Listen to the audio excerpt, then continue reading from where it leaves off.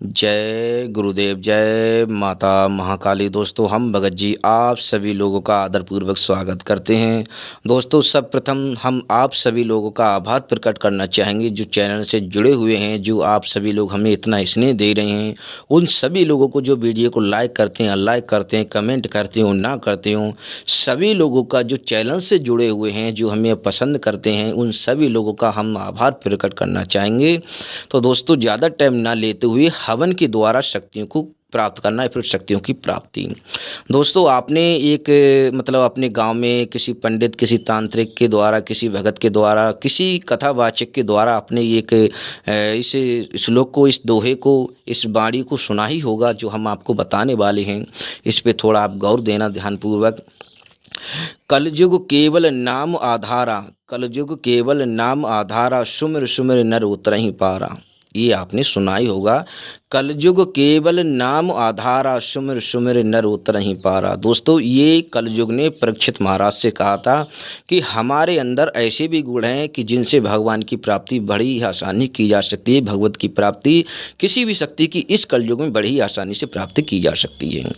दोस्तों, हवन के माध्यम से हम या आप बड़ी ही आसानी से शक्ति की प्राप्ति कर सकते हैं। अब हम आपको विस्तार से समझाएंगे, विस्तार से आप समझना। क्या है दोस्तों कि जैसे कि हवन, अब जैसे माता, हम माता काली आपको बताते हैं। जैसे कि माता काली, फिर अन्य शक्ति के बारे में हम बता सकते हैं। जैसे कि माता काली का हम हवन करते हैं, ठीक है। माता काली की विद्या हमें आती है। अब हम किसी अन्य शक्ति को प्राप्त करना चाहते हैं तो हर शक्ति का एक मंत्र होता है, एक चौकी होती है, जिसमें आप किसी भी शक्ति को जोड़ के उसे बुला सकते हैं, उसकी शक्ति प्राप्त कर सकते हैं। लेकिन इस बात का आप कहें कि मतलब कि किसी चुड़ैल के मंत्र से हम किसी पवन को बुला लें तो वो तो आएगा नहीं भाई। आप समझ रहे हैं ना। यदि माता काली के मंत्र से या फिर किसी गुरु मंत्र से, किसी गुरु मंत्र भी होते हैं, किसी भी मंत्र से, देव मंत्र से आप किसी शक्ति का आह्वान करोगे तो वो शक्ति उसमें सम्मिलित हो जाएगी। उस यज्ञ में आपको आशीर्वाद देकर जाएगी, आपको आशीर्वाद के तौर पर कोई भी शक्ति प्रदान करके जाएगी। दोस्तों, बड़े ही आराम से, अब जैसे माता काली की साधना करके अनेक प्रकार की शक्तियाँ प्राप्त होती हैं साधक को अन्य भी कई प्रकार की, जैसे कि कई बार ऐसा होता है कि एक साधना के साथ, जैसे माता काली, शमशान काली की, भैरव की, किसी भी अन्य शक्ति, किसी की 10 महाविद्या में किसी भी शक्ति की साधना करते हैं तो कई बार ऐसा हुआ है, हमारे साथ भी हुआ है कि एक सिद्धि की साधना करते हैं तो उसमें 2 सिद्धियाँ या 3 सिद्धियाँ, 4 सिद्धियाँ प्राप्त हो जाती हैं। कई बार ऐसा होता है कि रास्ते से चलते जाता है कोई भगत, कोई तांत्रिक, यदि अच्छा है तो रास्ते में कोई शक्ति उसे देखती है तो शक्ति फ़ौरन पहुँच, मतलब समझ जाती है, उसकी पहुँच होती है तो वो मतलब बहुत फ़ौरन समझ जाएगी। वो कहेगी देखो ये भक्त जा रहा है, ये बहुत अच्छा है, इसके पास शक्तियाँ हैं, हो सकता है ये मेरा मतलब मैं इसके साथ ये मेरा भी भला कर दे और अपना भी भला करे माध्यम से, तो वो शक्ति उसे प्राप्त हो जाती है।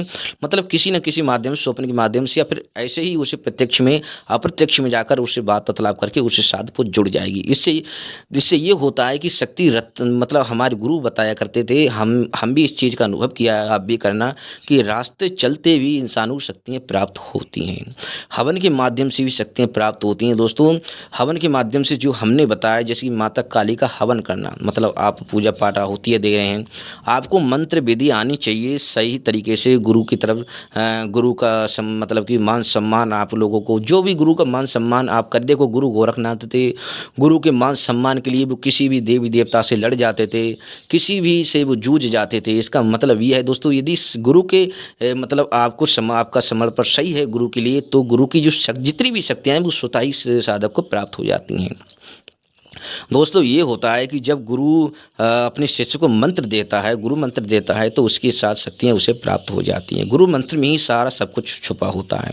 तो दोस्तों, यदि गुरु के मंत्र जो होते हैं, गुरु मंत्र होते हैं, और जो माता काली का मंत्र होता है, कई अन्य शक्तियों का मंत्र होता है, जैसे कि ऋषि दुर्वासा हो गए, उन्हें ऐसे इस प्रकार के कई प्रकार के मंत्र आते थे, और गुरु शुक्राचार्य हो गए, और भी कई गुरु थे, उन लोगों को तंत्र विद्याओं में महारत हासिल थी। और दोस्तों, गुरु गोरखनाथ हो गए, मचंद्र नाथ हो गए, और भी कई, और दोस्तों योगिनियाँ भी, जैसे नैना योगिनी, और भी दोस्तों कई, गंगाराम अघोरी, दोस्तों मंगला चमारी, लोना चमारी, ये तो कलयुग की बात है दोस्तों। तो दोस्तों, इन तरह की शक्तियों को मतलब कि बुलाने में बड़ी ही हवन में बड़ी आसानी से आ जाएँगी। दोस्तों ये है कि आप पर आपका जो मंत्र है वो पावरफुल होना चाहिए। जैसे कुछ लोग ज़्यादा टाइम तक साधना में नहीं बैठ सकते या फिर साधना में जैसे लंबी-चौड़ी साधना नहीं कर सकते या फिर उन लोगों को डर लगता है।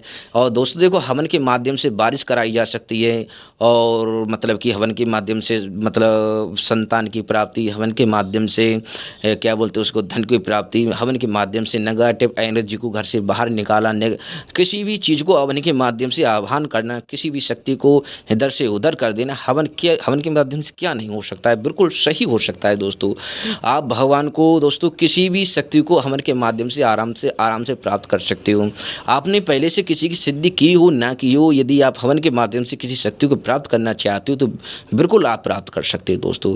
दोस्तों ज़्यादातर रावण जो था उसने भी कई प्रकार के हवन की रचना मतलब तांत्रिक क्रिया, वो महान तांत्रिक था, वो भी ज़्यादातर हवन और तपस्या में विश्वास रखता था, टोटका टंबर भी करता था, लेकिन ज़्यादातर वो तपस्या और हवन के माध्यम से, चाहे वो माता तारा को उसने मतलब पूजा के, जिसे हम मतलब कि विपरीत पूजा, जिसे हमारे गांव में गलत पूजा कहते हैं, उसके द्वारा माता तारा को उसने हवन के माध्यम से दोस्तों क्या नहीं होता है, बिल्कुल सही होता है। हम तो ये कहते हैं कि कोई करने वाला हो बिल्कुल सही, आप यदि सही गुरु की उंगली पकड़ लेंगे तो आप सही रास्ते पर जाएंगे, यदि गलत गुरु की उंगली पकड़ लेंगे तो गलत रास्ते पर आप चले जाएंगे। इस बात को आप मान के चलिए। हमारा ये आज का ये था कि हम ये वीडियो में बताने वाले थे हवन के माध्यम से, आप समझ गए होंगे हमने जो आपको थोड़ा सा दोहा बताया था, जो शब्द बताए थे कलयुग के बारे में, जैसे कलयुग ने स्वयं कहा था कि आजकल भगवान की प्राप्ति कलयुग में बड़ी ही आसानी से हो जाती है। तो दोस्तों देखो आयु भी इंसान की आजकल 100 वर्ष तक इंसान नहीं जा पा रहा है, तो 1000 वर्ष तक तब कहाँ तक कर लेगा भाई वो, मतलब कि एक सोचने वाली बात है। और तब करेगा तो उस तरह का इंसान आपको मतलब आपके गांव क्षेत्र में कहीं मिलेगा नहीं। मतलब आप जो तब करता होगा बहुत कम लोग मिलेंगे, क्योंकि छोटी छोटी उम्र में बच्चे आजकल बिगड़ जाते हैं, कोई सिगरेट, कोई धुआं, कोई पौआ, कोई क्या भाई। तो इस तरह के लोग उस समय पर नहीं पहुंच पाते, ना ही वो जब तब कर पाते हैं। और इस क्षेत्र से देखो इस बात का ध्यान रखना, राक्षस के घर में वो कहते हैं कि मतलब आपने हिरण्याकश्यप के बारे में सुना ही होगा, इसकी कथाएं आपने सुनी होंगी। प्रहलाद, यदि राक्षस के घर में प्रहलाद जैसा पुत्र जन्म ले सकता है तो दोस्तों किसी मतलब अगर कोई संत महात्मा है तो उसके घर में, जैसे कि आप रावण के पिताजी को जानते होंगे, तो रावण के पिताजी थे, उनके बारे में तो आपको लोग पता है। रावण एक मतलब कि राक्षस था, उनके पिताजी ऋषि थे, पंडित थे दोस्तों, तो इसके बारे में आप लोगों को पता है। तो दोस्तों हमारा कहने का मतलब एक ही है कि हवन के माध्यम से आप शक्तियाँ प्राप्त कर सकते हैं, बस आपके पास सही विधि, सही विधान होना चाहिए, सही गुरु का चयन होना चाहिए, शक्ति आपको बिल्कुल सही प्रत्यक्ष में प्राप्त हुई हवन के माध्यम से।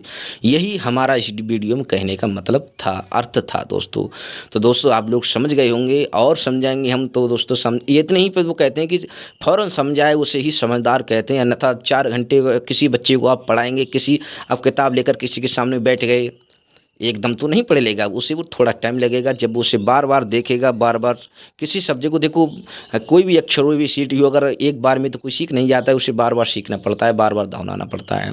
तो दोस्तों आप लोग समझिए, इसे गहरे से समझाइए। यदि इस क्षेत्र में उतरना चाहते हैं तो बिल्कुल हवन के माध्यम से शक्तियाँ प्राप्त होती हैं, सब कुछ प्राप्त होता है। तो दोस्तों जानकारी सही लगी हो तो चैनल को सब्सक्राइब करना जरूर करें दोस्तों, और वीडियो को लाइक करें, कमेंट अवश्य करें। और दोस्तों हम खुले शब्दों में ये कहते हैं कि हमारे द्वारा किसी भी तरह की सामग्री का विक्रय नहीं होता है।